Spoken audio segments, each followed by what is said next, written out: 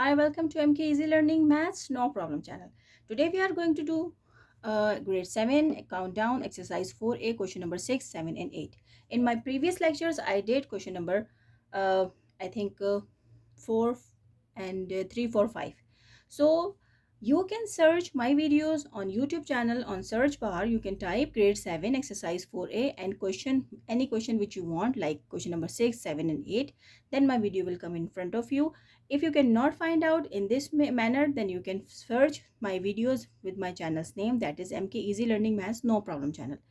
The chapter name is Square and Square Roots. Today we are going to solve our question number 6 of exercise 4A, that is 2304. So let's start. In this question we are actually going to find out the positive square roots by factors. So they are actually mentioned in the question. By factors you have to find out the positive square roots. So we cannot use the other division method.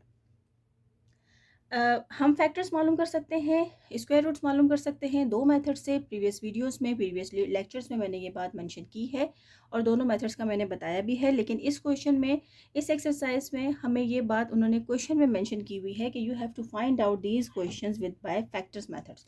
तो हम prime factorisation करेंगे. तो चलते हैं prime factorisation की तरफ. I hope कि आप लोग को नज़र आ रहा होगा. नंबर जो है हमें दिया हुआ है 2304. तो अब इस नंबर के सबसे पहले हमने फैक्टर्स मालूम करने हैं. It looks easy. I will write slightly up.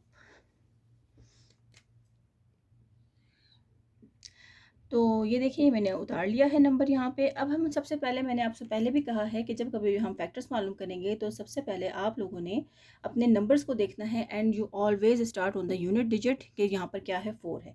तो 4 हेड्स मैंने 4 इज़ एन इवन नंबर. तो हम लोग स्टार्ट करेंगे अपने इवन नंबर से, that is number 2 times table. तो 2 के टेबल से हम स्टार्ट करते हैं. 2 के टेबल में 1 एंड 1 और यहाँ पे 5 आ गया, यहाँ पे 2 आ गया. 2 के टेबल में 2 आता है 1 पे, 2 के टेबल में 2 आता है 1 पे, यहाँ पे 3 है, 1 बच गया, वो यहाँ चला गया. 5 बन जो 10 बच गया. 2 के टेबल में 5 आता है, 10 आता है नंबर 5 पे, और 2 के टेबल में 4 आता है 2 पे. अब इसको फर्दर भी हम 2 से ही सॉल्व कर सकते हैं. तो अगर हम यहाँ पर देखें तो यहाँ पे 2 के टेबल में जो है वो 10 आता है 5 पे. तो मैंने यहाँ पे 5 उतार लिया है.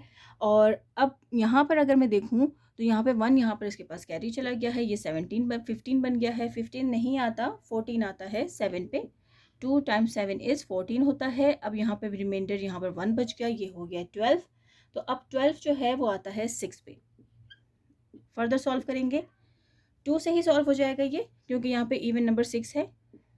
और यहाँ पर आ गया 2 2 ज़ा 4, 1 यहाँ पे, 2 8 ज़ा 16, 1 यहाँ पर, 2 8 ज़ा 16. फर्दर 2 से सॉल्व करेंगे. 2 टाइम्स 2 के टेबल में 2 आता है 1 पे, 4 एंड 4.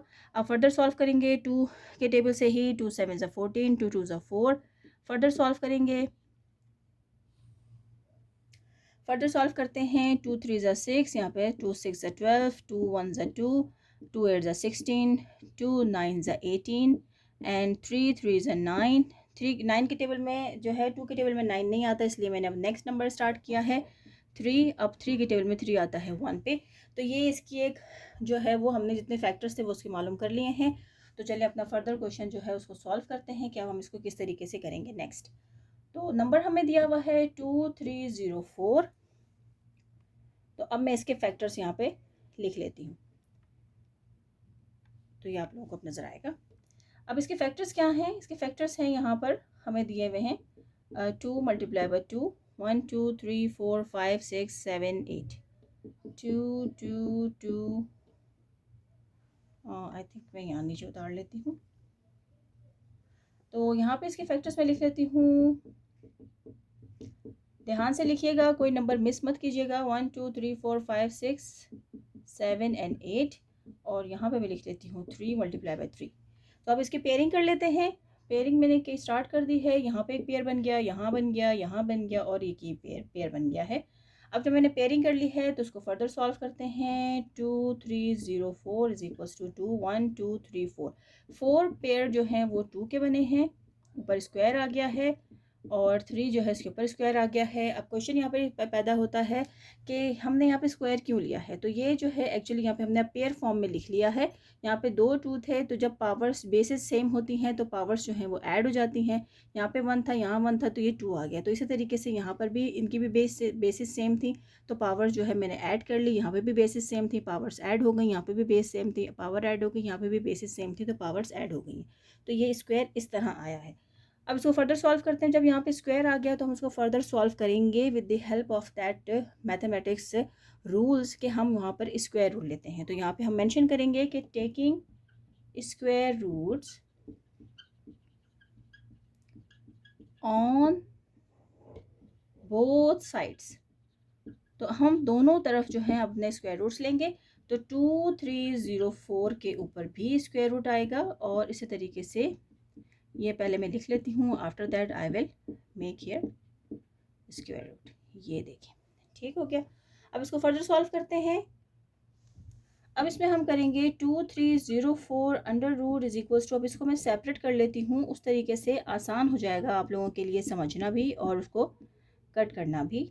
तो कोई मैंने डिफरेंट जो है वो यहाँ पे मैंने कोई भी अपनी तरफ से कोई रूल्स रेगुलेशन नहीं अप्लाई किया।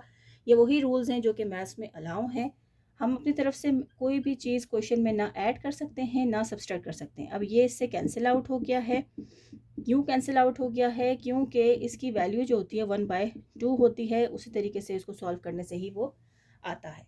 तो ये मैंने अपनी, अगर आप लोगों ने पिछला मेरे क्वेश्चन जो वीडियो देखी होगी तो उस लेक्चर में मैंने ये बात बहुत अच्छे तरीके से जो है वो एक्सप्लेन की थी। क्योंकि अंडर रूट जो होती है उसकी वैल्यू होती है 1/2, तो जब यहाँ पे 1/2 को हम हटा के करेंगे तो वो इस से कैंसिल आउट हो जाएगा। अब आपस में सबको मल्टीप्लाई कर लेते हैं। 2 2 ज़ा 4, 4 2 ज़ा 8, 8 2 ज़ा 16, 16 3 ज़ा ये आ गया हमारे पास 48। तो इस तरह हमारे पास आंसर आ गया है 48, और हमने अपना क्वेश्चन नंबर 6 जो है वो इसको कर लिया है सॉल्व। तो आई होप कि आप लोगों को ये समझ में आया होगा। आज की इस वीडियो में मैं जो है वो सिर्फ 2 क्वेश्चन ही बताती हूँ, क्वेश्चन नंबर 6 और क्वेश्चन नंबर 7। क्वेश्चन नंबर 8 इंशाल्लाह अपने नेक्स्ट वीडियो में बता दूँ, क्योंकि वीडियो बहुत लंबी हो जाएगी। तो चलें, अब ये आई होप कि आप लोगों को ये सारे स्टेप समझ में आ गए होंगे। तो अब नेक्स्ट क्वेश्चन नंबर 6 की तरफ चलते हैं। तो यहाँ से भी देख लीजिए आप लोग। ओके जी, अब क्वेश्चन नंबर 6 हमने कर लिया है। अब हम करने लगे हैं क्वेश्चन नंबर 7। आप लोगों ने, हम अपने मैथ्स में जब भी कभी कोई क्वेश्चन सॉल्व कर रहे होते हैं या स्क्वायर रूट ले रहे होते हैं, तो हम स्क्वायर रूट एक जानिब नहीं ले सकते, हमें अपने स्क्वायर रूट को दोनों तरफ लेना होता है। और इसी तरीके से अगर हम इक्वल की साइड के ऐड कर रहे हैं या सब्सट्रैक्ट कर रहे हैं, तो वो चीज़ भी हमें अपने क्वेश्चन में दोनों साइड्स पे लेनी होती है, हम एक साइड पे नहीं कर सकते। तो ये जो है ये मैथ्स के रूल्स हैं, इनको ज़रा जो है हमेशा आप लोगों ने फॉलो करना है और उनके मुताबिक अपने क्वेश्चंस को सॉल्व करना है। क्वेश्चन जो है उसको समझने की कोशिश ज़रूर किया करें कि आपसे क्वेश्चन पूछ क्या रहा है। इंशाल्लाह जब ये एक्सरसाइज हमारी कंप्लीट हो जाएगी, उसके बाद में इसके जो है वो एमसीक्यूज़ और मल्टीपल चॉइस क्वेश्चन जो है उसको भी बताऊंगी। और आप लोगों के मल्टीपल चॉइस क्वेश्चंस जो हैं आप लोगों के एग्ज़ाम्स में बेसिकली उसी तरह के ही क्वेश्चंस आते हैं। तो वो जो है मैं उसके ट्रिक्स वगैरह आप लोगों को लाजमी बताऊंगी, ताकि आप लोग ये क्वेश्चन जब अटैम्प्ट करें तो आपके क्वेश्चंस के आंसर्स एब्सोल्युटली जो है वो करेक्ट हों। तो यहाँ पे क्वेश्चन नंबर 7 मैंने यहाँ पे मेंशन कर दिया है 8464। जैसे यहाँ पर भी आप लोग देख रहे हैं कि यहाँ पर लास्ट नंबर जो है हमारा इवन नंबर है, तो हम इसको भी इवन नंबर से ही ट्राई करते हैं।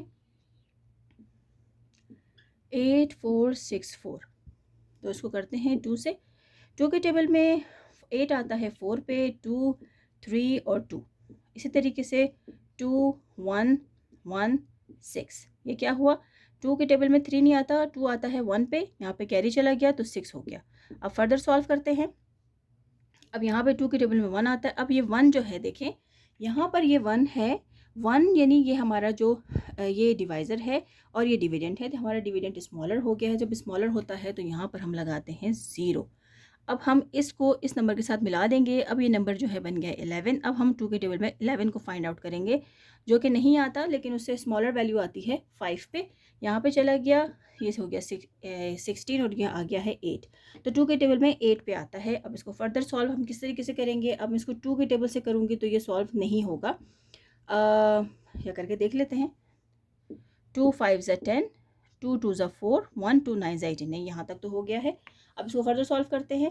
अब 529 2 के टेबल्स में नहीं जाएगा, 3 से करके देख लेते हैं। 3 1 ज़ा 3, यहाँ पे जो है 2 बच गया, 22 नहीं आता, 7 पे 21 आता है और जो है यहाँ पे अगर 19, तो 19 नहीं आता। तो इसका मतलब है कि ये हमारा 3 से नहीं जाएगा। अब 3 से नहीं जाएगा तो किस नंबर से जाएगा, ये हम देख लेते हैं। ये है 8, नहीं 9 पे आता है 18, तो 529 आ गया है। तो ये बेसिकली जाएगा एक बड़े नंबर से जो कि है 23। तो 23 के टेबल में कैसे आता है हमें नहीं मालूम, हम कर लेते हैं इसको फाइंड आउट। तो 23 को अगर हम 23 से इसको करते हैं डिवाइड, 529 को इस तरह मालूम करते हैं हम लोग बेसिकली। अब 23 के टेबल में 52 आता है कि नहीं आता, तो उसका टेबल बना लेते हैं। 23 2 ज़ा 2 3 ज़ा 6 2 2 ज़ा 4, 46 आ गया। 23 के 3 से भी करके देख लेते हैं। 3 3 ज़ा 9 3 2 ज़ा 6, तो 69 आ गया। तो ये हो गए हैं दोनों नंबर्स बड़े, तो इस नंबर को कर लेते हैं।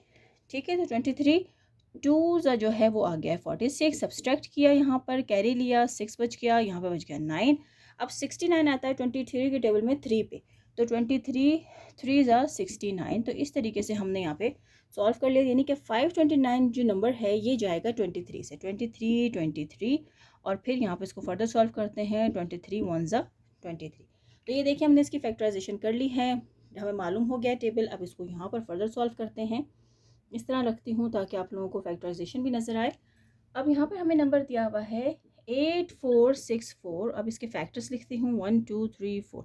ये मैं सिर्फ़ और सिर्फ अपने जो है इसलिए मैं इसको काउंट करती हूँ, आप लोग ना करें, आप लोग बेशक देख के कर लें ताकि मेरी तरफ मुझसे जो है वो कोई मैं भूल ना जाऊँ इसको। तो यहाँ पे देखें हो गया है 8464, यहाँ पे पेयर्स बन गए हैं स्क्वायर, 2 का स्क्वायर और 23 का स्क्वायर। अब by taking square roots on both sides, तो हम दोनों तरफ अब यहाँ पर अपने स्क्वायर रूट लेने लगे हैं। 8464 का अंडर रूट आ गया और इसका अंडर रूट आ गया। तो यहाँ तक सॉल्व हो गया है। अब इसको चाहें तो आप लोग उस तरीके से भी लिख लें जैसे मैंने आप लोगों को बताया है, सिंपल मेथड है, उस तरीके से जो है वो आराम से सॉल्व हो जाएगा। और आप लोग जो है अंडर रूट को यहाँ से भी कट कर सकते हैं वैसे तो, लेकिन ये है कि ये मैं इजाफी एक मेथड करती हूँ, एक स्टेप, क्योंकि मुझे जो है ये स्टेप पसंद है और स्टूडेंट्स को जो है वो ईज़िली समझ में भी आ जाता है और उनको कोई कन्फ्यूजन नहीं रहती है। तो पर्पस जो है वो बेसिकली मेरी इन वीडियोस का यही है कि आप लोगों को मैथ्स जो है वो नो प्रॉब्लम लगे। तो इसीलिए जो है उसका हर स्टेप जो कि ईजी हो, जिससे आपको हर बात उसकी समझ में आ जाए, what is the logic behind that, तो वो अगर आप लोगों को समझ में आ जाती है तो मेरा वीडियोस बनाने का जो एम है वो कंप्लीट हो जाता है। अच्छा, यहाँ से हम इसको मल्टीप्लाई करते हैं। 2 2 ज़ा 4 4 23। अब 4 के टेबल में से अगर 23 को करते हैं तो क्या होता है, तो 92। तो इस तरीके से हमें अपना आंसर मिल गया है। अपना 8464 का जो अगर परफेक्ट स्क्वायर जो है वो क्या है, 92 है। 92 जो है वो एक परफेक्ट स्क्वायर है 8464 का। तो इस तरीके से आज हमने grade 7 count down exercise 4A का क्वेश्चन नंबर 6 और 7 दोनों कंप्लीट कर लिए हैं। आई होप कि आप लोगों को ये समझ में आए होंगे। तो अगर आप लोगों को समझ में आए हैं तो आप लोग प्लीज़ मेरे कमेंट सेक्शन में मुझे ज़रूर बताएं, मुझे बहुत खुशी होगी आप लोगों के अच्छे कमेंट्स पढ़ के। और मेरी वीडियोज़ को लाइक करना और अपने फ्रेंड्स के साथ शेयर करना ना भूलें। जहाँ पर रहें अपना ख्याल रखें और मेरे चैनल का भी। Thank you.